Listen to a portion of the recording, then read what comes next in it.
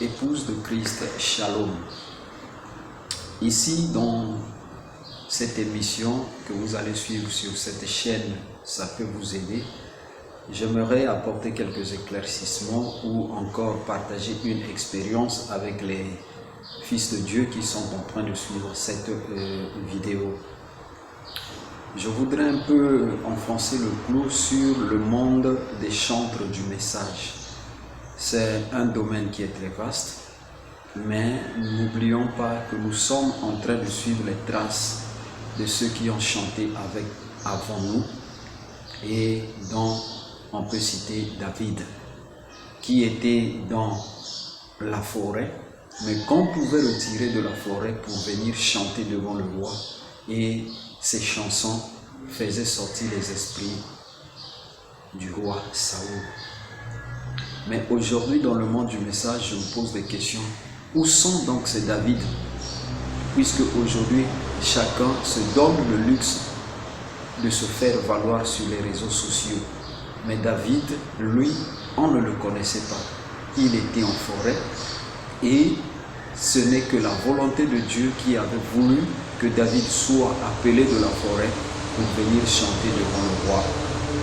Mais aujourd'hui, nous avons pris ce qu'on appelle le pain des enfants et nous sommes en train de le livrer aux petits chiens. Alors que Jésus, devant la femme syro-phénicienne, pouvait dire qu'il n'est pas bon de prendre le pain des enfants et de le donner aux chiens. Mais nous avons pris cette habitude de prendre cette nourriture qui nous a été donnée au temps convenable, que nous sommes en train de dévaloriser sur les réseaux sociaux pour donner la possibilité, même à ceux-là que Dieu n'a pas donné la possibilité d'être sauvés, de nous critiquer. Alors que Frère Branham nous a dit que ce n'est pas par le chemin des médias, ni par la télévision que vous aurez le succès. Et je crois de tout mon cœur que si le prophète Branham vivait jusqu'à aujourd'hui, il aurait déjà élevé sa voix pour crier contre ce que nous sommes en train de faire sur les réseaux sociaux. Si à son temps, il pouvait condamner la télévision, il pouvait condamner la radio, Frère Branham est arrivé jusqu'à dire, si j'en avais dans ma maison, je la cassais à coups de fusil. C'était une télévision. Mais le diable a changé de tactique, le diable a changé de forme. Aujourd'hui, la télévision n'est plus une télévision de la maison, mais la télévision, elle devient aujourd'hui portative. C'est-à-dire, dans le téléphone, dans les ordinateurs, nous avons des télévisions que nous sommes en train d'utiliser sans mesure. Mais il ne s'agit pas ici de vaincre le diable par ses propres outils. Mais la question d'abord, c'est de tuer Goliath, parce que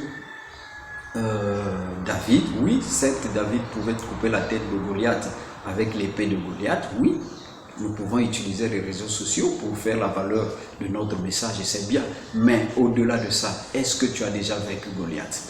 Pose-toi d'abord cette question, si tu as déjà vaincu Goliath, ce n'est qu'à ce moment que tu pourras prendre son épée pour couper la tête de Goliath. Je crois que ce petit enseignement peut t'apporter un plus dans ta marche chrétienne. Ressaisissons-nous, les temps ne sont plus. La Bible dit, rachetons le temps, car les jours sont mauvais.